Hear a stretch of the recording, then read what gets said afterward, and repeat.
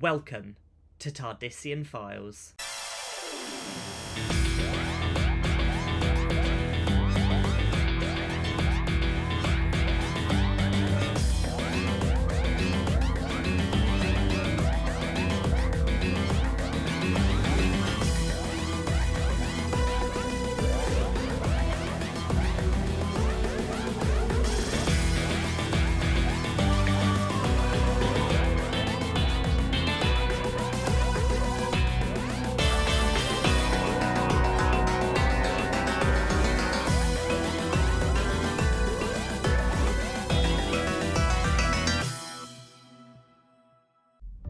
Hello listeners!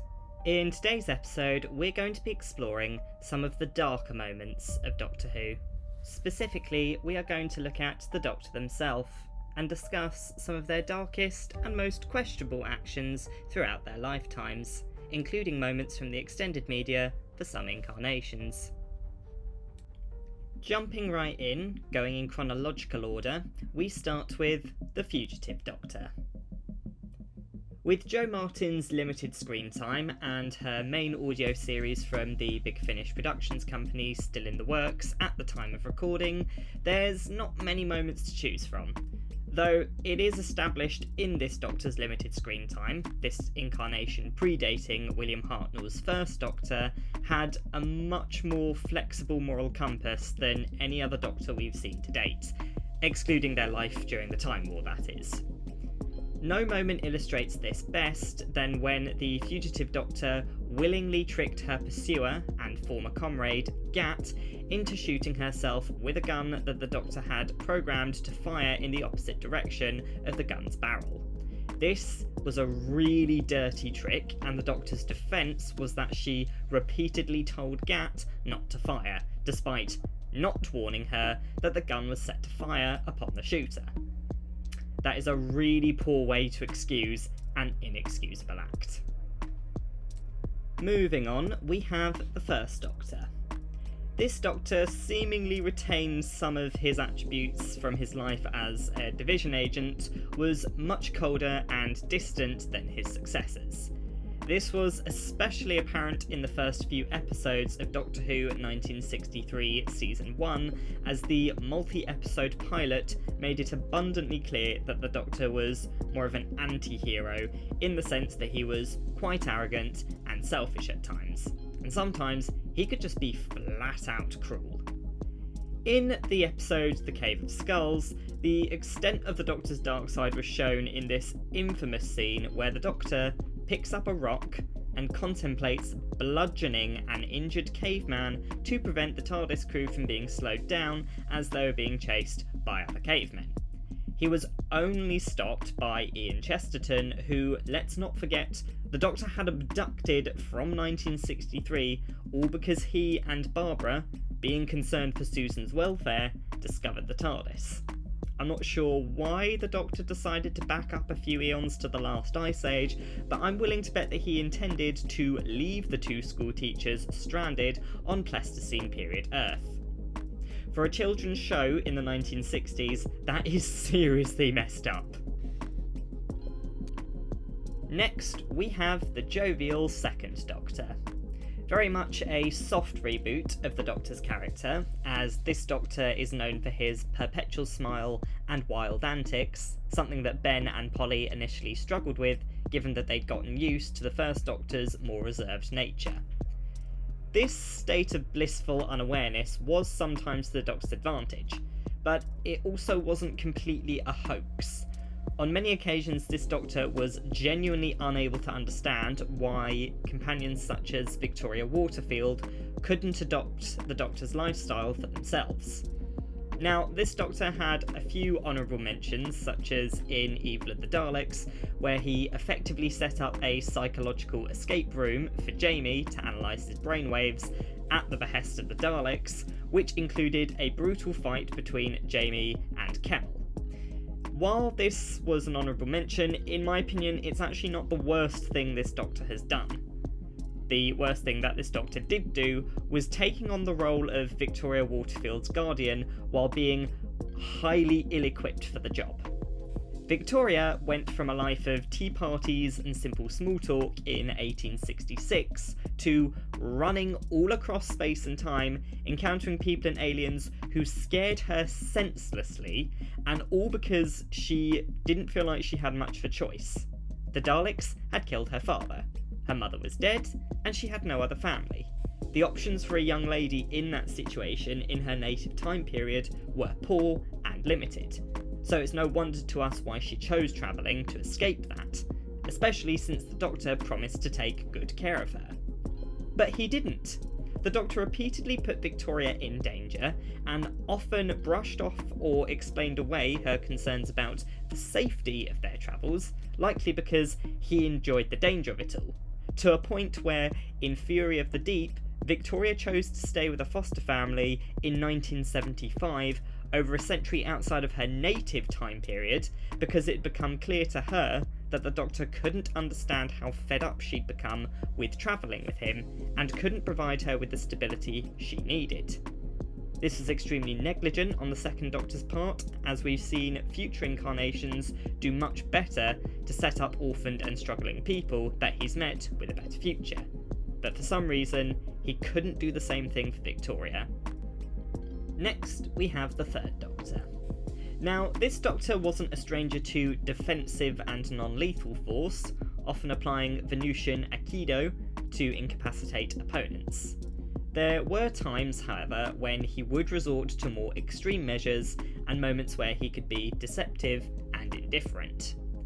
A few honourable mentions include Inferno, where he abandoned the alternate versions of his friends on the Inferno Earth as severe volcanism engulfed the planet. Then we had the Sea Devils, where he detonated landmines far too close to comfort to a Sea Devil emerging from the sea to deter it from attacking. I felt very sorry for the poor Sea Devil, as his shrieks very much sounded like a cry of fear more than anything else. Then you had the Monster of Peladon, where he used the Agador monster machine to kill a group of ice warriors, and of course there's the very thing that triggered his regeneration, which was tricking the Great One Spider into incorporating the final blue crystal into her web, knowing that the power would overwhelm and kill her, and then not doing anything to try and save her as she cried out for help. However, the very worst thing that the third Doctor ever did, in my opinion, was deliberately tricking a devastated Omega into touching the second Doctor's recorder, knowing that it was still made of matter in a universe of antimatter, and therefore would kill Omega. Ultimately it didn't, but this was the third Doctor's intention, and he exploited Omega's grief over the fact that he'd become a disembodied consciousness composed of antimatter and only held in physical form by his willpower. Like I said, very deceptive. Next up, we have the fourth Doctor. The longest serving Doctor of the classic series, with Tom Baker being very much like the David Tennant of his day, he is often remembered as a tall, smiling man in a long scarf with curly hair. And for the most part of his run, he was just that. He had his moments where he could be snappy and withdrawn at times, but he almost always ended each episode with a wide grin.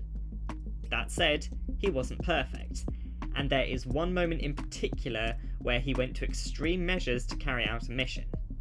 Anyone who's listened to the last episode may know which moment I'm referring to. It's Genesis of the Daleks, when the fourth Doctor weaponised the switch on Davros's chair, which would shut down Davros's life support, going as far as to actually press the button for about 3 seconds, showing Davros and the audience that he was serious.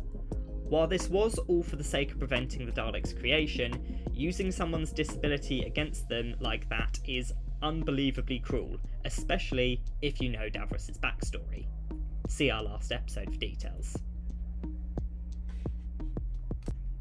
Moving on, we have the fifth Doctor. Much like his predecessor, the fifth Doctor was an energetic, upbeat incarnation of the Doctor with very few dark moments. That said, there are 3 moments from his life that really made me raise my eyebrows. Honourable mentions are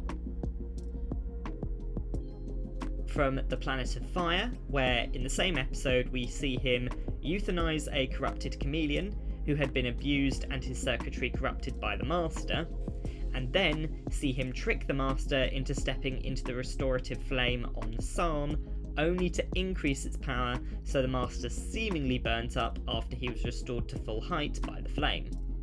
However, the worst moment for the Fifth Doctor was in Resurrection of the Daleks, in my opinion, when he weaponised the Mavellan virus to kill most of the Daleks that had invaded Davros's prison ship in 4590 AD. Biological warfare, because that's what this was, is extremely unethical, and while the Mavellan virus only attacks Dalek tissue, it also infected Davros, proving that it could infect Khaled tissue as well. What's to say if the Daleks returned to Skaro and unknowingly brought the virus with them? Would it spread to the remaining Thals on the planet? We don't know. As soon as you release any kind of pathogen as a weapon, especially one that has no cure, you have no idea how that virus is going to mutate and spread. And considering that the Mavellan virus had already decimated the Dalek population at this point, that makes this deliberate act of genocide all the more unacceptable. Next, we have the Sixth Doctor. This Doctor was a bit of an outlier in the classic series, as he often bordered more on anti-hero than any other incarnation at the time had. While his companions could often bring out his more tender side at times, he was a lot less patient and much more arrogant than his predecessors, and as such, he had no shortage of controversial moments during his lifetime. His companion Perry Brown was often either the target or even collateral damage of his antics in many of these episodes. In his debut, in a state of post-regenerative paranoia, he even went as far as to strangle her, not apologising on screen or even explaining to her that it was down to the trauma of his regeneration. However, his worst ever moment has to be his betrayal of Perry on Thoros Beta. While this may not have been an accurate account of the events on Thoros Beta, due to tamperings on the Matrix by the Valiard and the Time Lord High Council, we do know from Perry and the Piscon paradox that at least some of this was true, as the original Perry did die after being possessed by Kiv and then assassinated by King Ikanos, as the High Council had intended to use him as an assassin to prevent Crozier's mental transference technology from disrupting the natural course of evolution throughout the galaxy. Though 5 versions of Perry were pulled from the timeline, something we will discuss in a later episode, the original still died a very traumatic death. Therefore, while the Doctor may not have been 100% to blame for Perry's demise, he did put her in danger by bringing her to Thoros Beta and letting himself get separated from her, especially since he already knew what Thoros Beta was like, having met the Thoros Beta mentors before. Moving on, we have the Seventh Doctor. A jovial incarnation with a love for magic tricks, this Doctor was also known for being highly manipulative.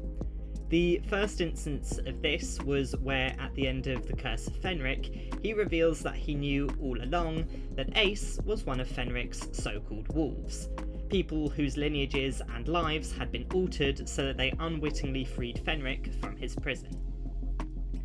It's these same kind of manipulations that led him and Ace falling out and her leaving the TARDIS, and it even got another companion, Hex Schofield, killed in their final fight with the Elder Gods in the audio story Gods and Monsters. And that's not even mentioning the fact that he was splitting his time between 2 TARDISes and 2 TARDIS crews, not telling the other about the other one's existence. This pattern of withholding the truth and manipulating others around him was a running theme in this Doctor's life, and no other moment highlights this the most other than Remembrance of the Daleks. As we covered in our previous episode, the Renegade and Imperial Daleks were fighting over the Hand of Omega, which they had traced to 1963. The Doctor got to it before they could, and reprogrammed the device so that instead of replicating Omega's experiments that created the Eye of Harmony, it would instead destroy Skaro's sun in a supernova, which would then destroy Skaro and probably any other planet in that system. He then left it deliberately so that the Daleks would find it and use it, tricking Davros and the Imperials into destroying their own home planet. Clearly a precursor to the Time War, blowing up a whole planet just to bring the Daleks' extinction. And let's also not forget that there were likely still Thals living on Skaro at this time. So what, the Doctor just decided to sacrifice the Thals too? Even though one account suggested that it was actually the planet Antolin that was destroyed instead of Skaro, and this does seem to be the most likely explanation as to why Skaro still exists now, it is by far one of the most unethical and manipulative plans the Doctor has ever executed to date, because he did not know any of this. Next, we have the Eighth Doctor. This Doctor, like the Second Doctor, in my opinion, never had a specific moment that was undeniably his worst moment. It was more a collection of bad decisions that all stemmed back to his attitude. In this case, it was the Doctor's selective relationship with non-interference. Examples of his double standards surrounding non-interference included rescuing Charlie Pollard from her death in 1930 on the R-101 Zeppelin, but then allowing the planet Helicon to be destroyed as its destruction was part of the Web of Time, an act that drove another companion, Tamsin Drew, into the arms of the meddling monk, who then proceeded to get her killed. Additionally, the Eighth Doctor would try to preserve the timeline, such as when Lucy Miller's Auntie Pat, who Lucy had grown up knowing to be alive and well, had actually died in 1984 during an alien encounter, where Lucy and the Doctor had met her and her rehabilitated Zygon husband, Trevor. In order to preserve the timeline, the Doctor convinced Trevor to take Pat's form, and it was he who Lucy grew up knowing as Auntie Pat. Despite this, Lucy found out not from the Doctor, but when another Zygon rocked up to Christmas in 2009 to attack Trevor, revealing the truth to Lucy. This ultimately led to Lucy leaving the TARDIS for a time, though she did later return after travelling with the monk, leaving with the Doctor after Helicon was destroyed when Tamsin left with the monk. Then of course, there's the elephant in the room. While the Doctor's efforts in the Time War were doubtlessly bloody and unethical, it may not have needed to be so bloody if the Eighth Doctor had interfered sooner.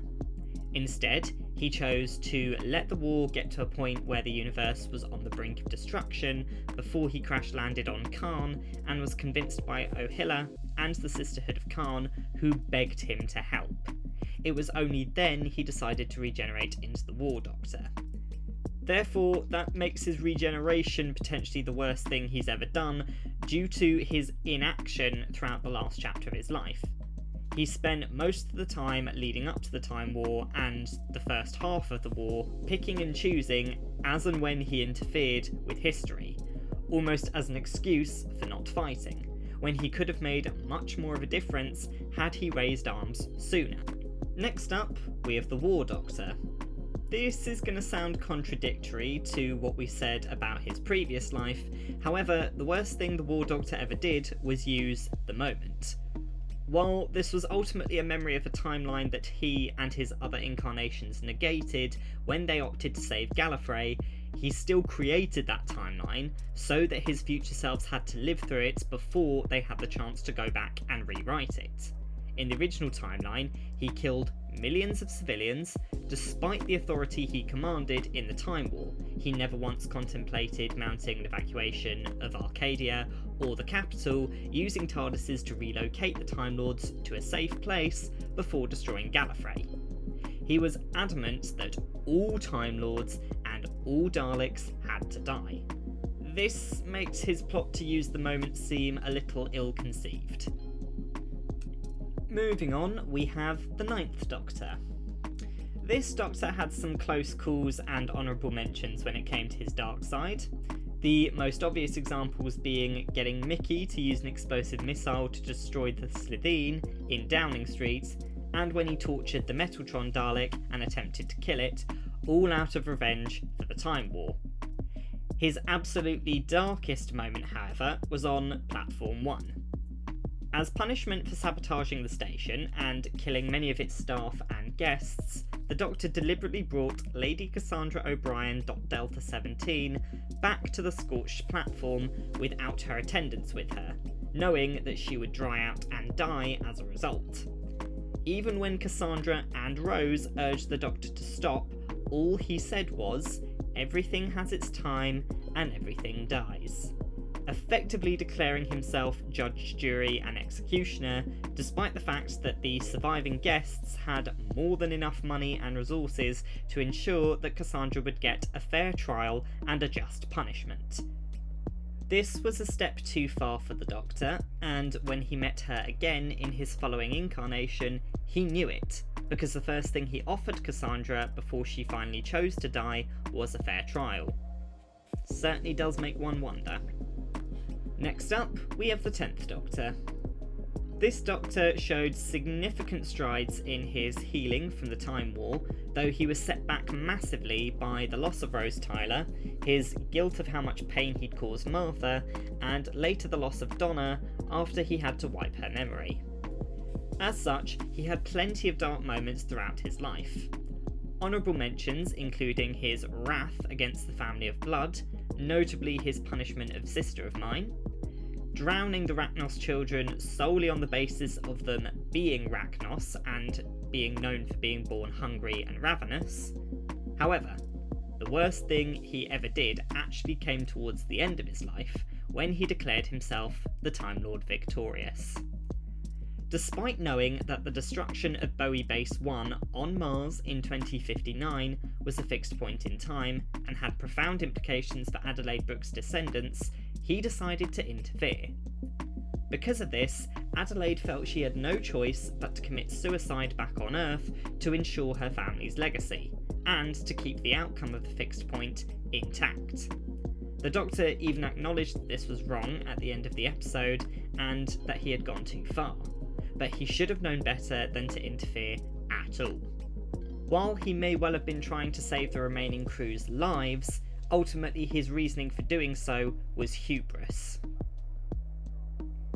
Moving on to the 11th Doctor, another energetic and fun-loving incarnation, this Doctor dealt with loss surprisingly well, unlike his last incarnation, though he certainly had his moments where his dark side reared its head.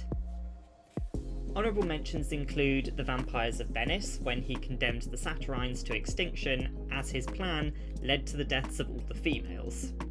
In A Town Called Mercy, he nearly gave Carla Jex up to the Gunslinger, holding him outside the town line at gunpoint, despite Jex showing signs of reform since landing on Earth. In Day of the Moon, he tricked the Silents into commanding their own destruction by embedding a subliminal message from one of their own within the footage of the moon landings broadcast.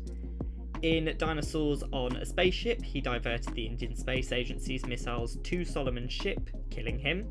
And in The Bells of St. John, where he saved Clara from the data cloud by forcibly uploading Miss Kislet in order to force her workers to release all the people trapped in the data cloud, despite her warning him that the release of all of those minds may kill some of them, including herself. However, the worst moment, in my opinion, came in The Beast Below, as the Doctor decided to save Starship UK and free the star whale from pain by lobotomizing the whale. In his anger at the situation, he also went on a xenophobic rant towards humans, demanding that nobody human had anything to say to him that day, which was highly uncalled for since he heard the same confession from Liz 10's recording as everyone else in that room heard. The UK were desperate to escape the solar flares, but they didn't have the resources to build a ship. So when the star whale came, in desperation, they trapped it to use as the engine for their ship. It was do or die at that point, and Her Majesty and her government were trying to save the people they served. Given how Amy was able to realise that the star whale had volunteered to be the ship's engines and was able to stop him, while the Doctor was too preoccupied trying to aggressively make some kind of point, this was definitely a low moment of the 11th Doctor's life, as it never occurred to him that he could simply free the whale and it would decide to remain as the ship's engine. Next up, we have the eyebrows. The 12th Doctor was no stranger to unethical moves and plots. Examples included tricking Ross into swallowing a power cell and allowing him to be disintegrated by the Dalek antibodies in Into the Dalek, all for the sake of finding an escape route. Then, tricking Clara into coming on the Orient Express and gambling with Maisie Pitt's life to defeat the Foretold in Mummy on the Orient Express. 2. Leaving a young Davros on a battlefield surrounded by hand mines in The Magician's Apprentice. 2. Threatening a shielder in Face the Raven with destruction of their trap street for using the quantum shade that would kill Clara. 2. His plot to extract Clara before her death and break a fixed point, and killing the General's 10th incarnation in order to escape in the events of Hellbent. 2. Almost blowing up the Smile colony in the episode Smile, completely on impulse before discovering that there were humans already present in the colony. 2. Working with the monks in Lie of the Land as they subjugated Earth for 6 months. This Doctor had a lot of moments where he was withdrawn, dishonest, and manipulative. However, the moment that takes top spot in this list is Kill the Moon. The political commentary in this episode aside, the Doctor abandoned Clara on the rapidly unstable moon as it hatched and effectively wiped his hands of the whole thing, suddenly choosing that this was the moment where he'd decide to follow Time Lord rules of non-intervention. This was a really snaky thing for him to do to Clara, who had been loyal to him all the way through helping him adjust his new incarnation and putting up with his antics the whole time and defending him to others on their travels. But when it came time for the Doctor to help her, he just treated it like it wasn't his problem, which infuriated Clara to the point of tears and probably brought all of her frustration up from the Doctor's regeneration to his new personality all up to the surface. The ending for this episode left a very sour taste in many viewers' mouths, and I have to agree. Not cool, 12. Not cool at all. Moving on, we have the 13th Doctor. The first female incarnation of the Doctor to appear on our screens, this Doctor really was a ray of sunshine. Gone were the days of stereotypical male brooding. The 13th Doctor was a lot more open about her feelings and had a much more optimistic approach to dire situations than her predecessors. That said, she could be withdrawn and cold at times. As such, that led to some very dark moments during her lifetime. Honourable mentions include littering Tsimshar's body with thousands of DNA bombs, which severely debilitated the alien in the events of The Woman Who Fell to Earth, to reprogramming the Kablam bots in Kablam to deliver the explosive bubble wrap to themselves, with Charlie, the culprit behind the explosive bubble wrap, right at the centre of the explosion, to detonating the death particle on Gallifrey to kill the Cybermasters and the Master in The Timeless Children. It doesn't matter that Koshamus was doing it, she let him do it. However, this Doctor's most controversial moment in her 13th incarnation was weaponising the Flux to wipe out the Dalek, Cyberman and Sontaran fleets by tricking them into being outside of Lupari's shield when the final Flux wave hit. While these three races certainly had it coming, this only served to provoke the three empires even further, no doubt making it far worse for the inhabitants in the remaining universe who would be on the receiving end of all three of these species' wrath as they fought over the remaining territory. Next, we have the 14th Doctor. Very few moments to choose from here, as he only got 3 episodes. However, I think it's fair to say that nearly abandoning Donna on the exploding ship in the Wild Blue Yonder was far too close for comfort. And I can't imagine that Donna was too thrilled that her best friend in the entire universe couldn't tell the difference between her and a cheap knockoff clone. Finally, we have the 15th Doctor. Now firmly in his healing phase, this Doctor made great strides in being more honest with the people he loved, even going as far as to explain to Kate Stewart the guilt and shame he felt around why he never went to visit Susan after she left the TARDIS. Being a very new incarnation of the Doctor, there's not many moments to choose from either. However, his debut in the Church of Ruby Road does have one pretty brutal scene in it. When he rescued baby Ruby from the Goblin King by dragging the ship down to Earth with his smart gloves, using the church's spire to impale the king. Despite the goblins hardly being a species he could reason with, he already knew that the goblins could only enter the timeline within certain time windows, so if he sabotaged their attempt to steal Ruby without killing the king, they wouldn't likely have been able to have come back for her, especially if you consider that the Doctor couldn't even return there after his first visit due to the volatile nature of that point in time. If he couldn't return, it's unlikely the goblins couldn't either, but despite this, he effectively chose lethal force. And that concludes this ranking list. Did you agree with our top picks for each Doctor's worst moment? Did you have a different opinion?